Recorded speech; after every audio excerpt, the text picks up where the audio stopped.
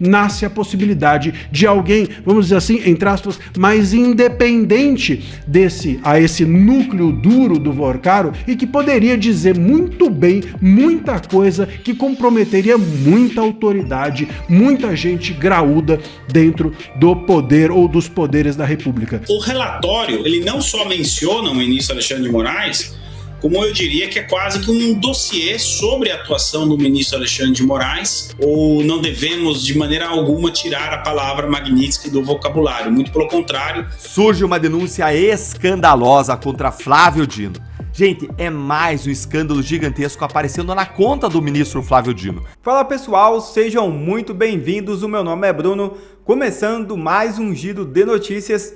Mas antes eu peço que você se inscreva no canal, deixe o seu like, compartilhe o vídeo e ajude esse conteúdo a chegar a mais pessoas. Bora para o vídeo!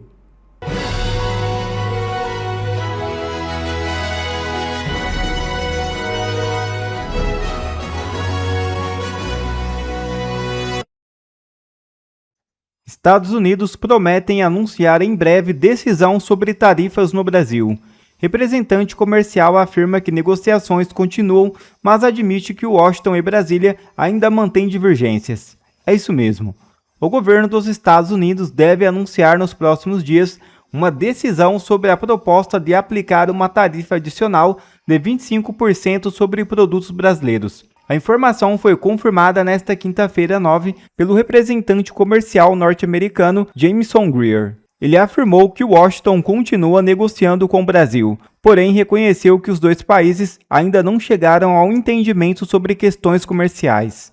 Nos últimos dias, representantes de empresas e entidades dos dois países participaram de audiências públicas para pedir ao governo norte-americano que desista da cobrança adicional sobre produtos brasileiros. Inclusive, o senador e pré-candidato à presidência Flávio Bolsonaro participou de uma dessas audiências para pedir que a tarifa não seja imposta.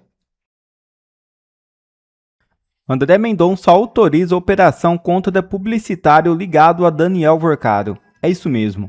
A Polícia Federal deflagrou uma operação contra o publicitário Thiago Miranda, apontado como aliado do empresário Daniel Vorcaro, ex-controlador do Banco Master, por suspeita de participar de um esquema de intimidação contra a jornalista Malu Gaspar, colunista do O Globo, além de outras pessoas consideradas obstáculos aos interesses do grupo investigado.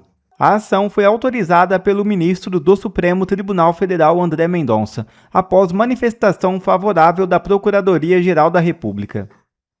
Olha só, é urgente. Acabou de sair na imprensa que a Polícia Federal fez hoje uma busca e apreensão na casa do publicitário Thiago Miranda, ex-sócio do Léo Dias e homem usado pelo Daniel Vorcaro para fazer coisas de embrulhar o estômago. Era uma máquina que ele movimentava junto com Vorcaro, uma máquina de comprar influenciador, de atacar o Banco Central e de destruir jornalistas. Eu vou te mostrar agora, em detalhes, como essa nova operação da Polícia Federal alcançou esse Thiago Miranda e como isso pode trazer consequências importantes e graves para o caso Master. Segundo o Estadão, a Polícia Federal identificou o Miranda como intermediário entre Vorcaro e influenciadores para atacar o Banco Central depois que havia, enfim, aquele risco de liquidação do Banco Master. Lembra-se daquela história? Pois bem, foi ele que então saiu atrás de influenciadores de direita para comprar a opinião desses influenciadores. Isso foi denunciado por influenciadores da direita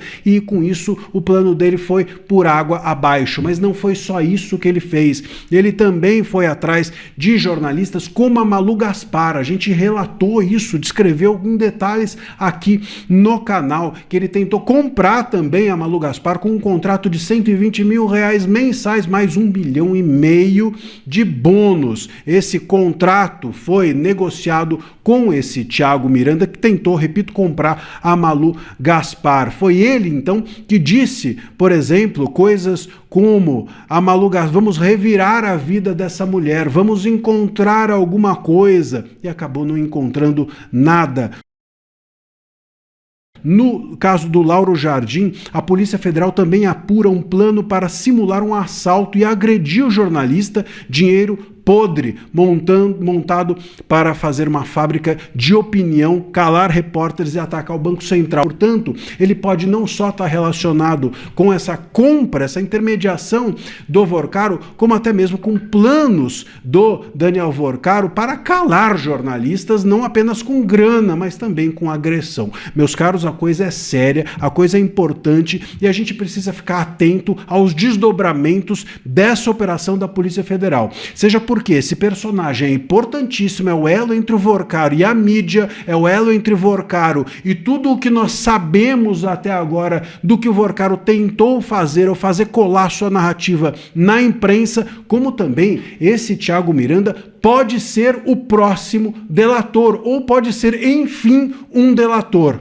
Porque nós até agora, vamos deixar isso claro, não tivemos um delator sério. Todo mundo fazia parte de um núcleo duro relacionado ao caso Master, ao Daniel Vorcaro, às autoridades da cúpula do Poder Judiciário, que ninguém quis falar. Nem o ex-presidente do BRB quis falar, nem o próprio Vorcaro quis falar, até agora ninguém quis falar. E o sicário que poderia falar não está mais aqui, como a gente sabe. Sabe-se lá se ele realmente deu fim à sua vida ou deram fim à vida dele. O fato é que o Thiago Miranda, aparecendo agora como um personagem a ser buscado e alcançado pela Polícia Federal nessas operações, nasce a possibilidade de alguém, vamos dizer assim, entre aspas, mais independente a esse núcleo duro do Vorcaro e que poderia dizer muito bem muita coisa que comprometeria muita autoridade, muita gente graúda dentro do poder ou dos poderes da República. Então, eu creio que essa operação a respeito desse Thiago Miranda não só quebra a perna desse braço de mídia do Vorcaro, como também, e sobretudo, nasce ou faz nascer a possibilidade de que a gente tenha, enfim, um delator para nós, um delator para chamarmos de nosso, um delator que realmente possa contribuir, porque não pertencia, repito, a esse núcleo duro do Vorcaro, esse núcleo negocial, esse núcleo que operava junto dele tão proximamente. Vamos aguardar e eu peço que vocês deixem aqui o seu comentário, se inscrevam no nosso canal, né? Façam parte aqui da nossa comunidade e vamos seguir atentos. Eu vou acompanhar todos os desdobramentos dessa operação da Polícia Federal e vou trazer informações aqui para vocês. Ivan, em relação ao prazo que foi concedido ontem no processo, eu, no meu entendimento, eu sei que preciso fazer uma pergunta, mas eu vou colocar isso porque eu acho pertinente. No meu entendimento, só foi concedido uma dilação de prazo. Não vejo vitória ou derrota, né? Simplesmente a gente tem uma juíza no processo da Flórida sendo imparcial. E a gente, no Brasil, aqui a gente perdeu um pouco do nexo, né, de um juiz imparcial. Mas o que eu acho importante? Então vamos enfatizar aqui, houve a menção clara, não somente à Justiça Brasileira, mas ao ministro Alexandre de Moraes neste relatório. E por que isso é importante? Porque nós temos ainda a possível volta da Magnitsky, se for ainda constatado que as violações permanecem e que ele continua sendo um violador de direito humano e violando a lei, a legislação americana, né? Talvez isso seja... O presidente Trump assumiu o poder dizendo, olha, o Biden não fez nada pela gente, nós estamos perdendo dinheiro no Brasil, estamos perdendo espaço para concorrência, por exemplo, do TikTok, que é chinês, precisamos fazer alguma coisa.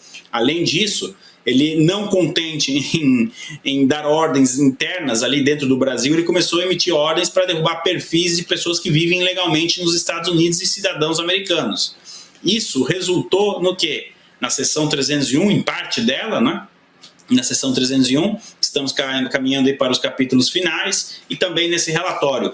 Olha, doutora Fabiana, não é impossível ou não devemos de maneira alguma tirar a palavra Magnitsky do vocabulário. Muito pelo contrário, relatórios como esse, ações como a do Rumble, as derrotas, e aqui acredito que a doutora vai concordar comigo, a gente pode falar de derrota do ministro Alexandre de Moraes na Itália, na Espanha, na Polônia, na Argentina teve um caso também, enfim, tudo isso vai somando, né, esse enorme dossiê sobre o ministro Alexandre de Moraes, que pode resultar ou na Magnitsky ou em outras sanções pelos Estados Unidos e também, ainda está longe, mas também pela União Europeia, uma vez que ele colecionou essas derrotas aqui no velho continente.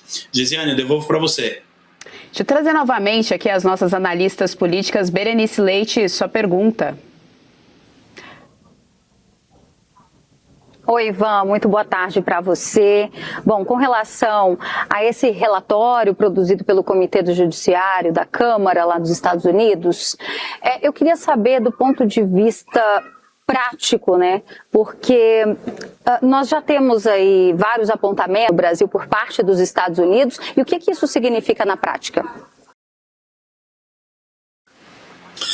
Olá, Berenice, sempre muito bom também acompanhar as notícias aí de Brasília com você. Olha, a possibilidade disso acontecer é muito remota, mas ela existe. A gente tem precedentes recentes, né? O governo Biden, o governo de esquerda, não reconheceu, por exemplo, a eleição de 24 na Venezuela e do Maduro, devido às fartas evidências, né, de que o pleito não correu normalmente. Vamos colocar nesses termos, né? Agora, recentemente, o governo americano vem fazendo uma pressão enorme em cima do Gustavo Petro para que ele reconheça, aqui a situação ao contrário, né, o resultado das eleições colombianas. Então, sim, diante deste cenário, o governo americano está acompanhando o que acontece no Brasil. Está aqui, eu não vou brigar com os fatos, né, como ensina o nosso mestre Augusto Nunes, o próprio Comitê de Justiça da Câmara fazendo uma publicação como essa lá nos Estados Unidos. Agora, o meu entendimento, Berenice, é que o governo americano ele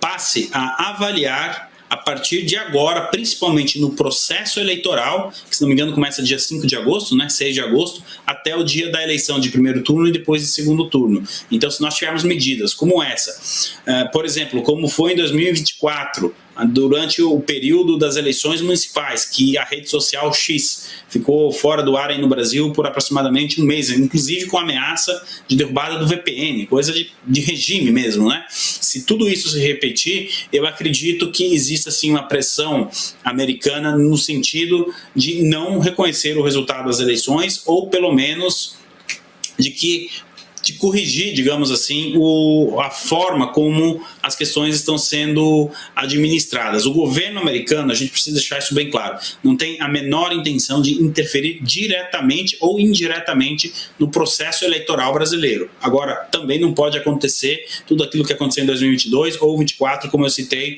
no caso do X. Qual é a grande diferença para 2022 em relação agora, 2026, não só no contexto americano, mas no contexto mundial como um todo? A União Europeia, países da União Europeia, em 2022, fecharam os olhos para o que estava acontecendo no Brasil também. Tá? A gente teve uma grande complacência dos países europeus em nome da democracia, o Lula se apresentou como candidato da democracia, etc. Bom, isso não está mais acontecendo. Jornais europeus, nós reportamos aqui no último ano, a audiência é testemunha, quantos artigos críticos a Lula, a sua política e também questionando o seu apreço pela democracia. Então, o cenário internacional como um todo mudou muito desde 2022 e a gente... Iglesio Moisés, ele é lá do PRD do Maranhão. E a raiz da briga, gente, é digna de uma novela. O Carlos Brandão, que é o atual governador do Maranhão, foi vice-governador do Flávio Dino e governou o Maranhão ao lado dele nos 2 mandatos. Eram tipo carne e unha. Quando o Dino aí subiu para o Supremo, o Brandão assumiu o governo, criou asas, voou sozinho e os dois romperam feio. Agora, com a eleição de 2026 na porta, os dois disputam quem manda no estado. Olha aqui o que foi que o deputado disparou da tribuna, segundo publicou o jornal aqui, o site O Antagonista. Não é normal que seja na base da chantagem. Quem está falando aqui é o Iglesias Moisés, lá, aquele deputado estadual. Olha o que ele disse. Não é normal que seja na base da chantagem. O que se repudia é o que o Flávio Dino faz no estado do Maranhão. Chantagear políticos, ameaçá-los para tentar alcançar o objetivo que ele tem, que é derrotar Brandão. Foi o que diz aí o Iglesio. Quer dizer, a acusação é que um ministro do Supremo estaria usando o peso da toga para fazer política miúda, para derrubar desafetos na própria terra. Gente, isso aqui é uma acusação gravíssima. O deputado, é claro, não apresentou em nenhum documento ou prova. Esse tipo de coisa acontece nos bastidores. Ele apenas fez a denúncia na tribuna e aí o gabinete do Flávio Dino, evidentemente, nega. Afirma que o ministro não se mete em política local desde 2023. Mas tem um detalhe que o próprio antagonista aponta e que não dá para varrer para debaixo do tapete. Confere aqui. O rompimento também se refletiu na esfera judicial, com ações de aliados de Dino levadas ao STF envolvendo disputas políticas e administrativas do Estado. Ou seja, as brigas de poder do Maranhão elas foram parar justamente no Supremo, o tribunal onde Dino atua. Prova da chantagem não tem, mas fumaça da mistura entre toga e política tem, e não é pouca. É aqui que mora o problema de verdade. O ministro do Supremo, ele tem que ser a pessoa mais equidistante do país. Ele tem que estar acima da briga política, ainda mais na terra em que ele mesmo governou. Quando o ministro é acusado na cara dura de fazer política de cacique usando o cargo mais alto da justiça como instrumento, quem sai esfarelada é a confiança no próprio Supremo, no próprio Judiciário. E olha que nem foi a oposição do governo Lula, nem foi a direita, que é sempre perseguida pelo STF, que levantou isso aqui. Foi gente de dentro da política maranhense. E não para aí. A Constituição, no artigo 95, proíbe expressamente qualquer juiz, isso inclui ministro do Supremo, de fazer atividade político-partidária.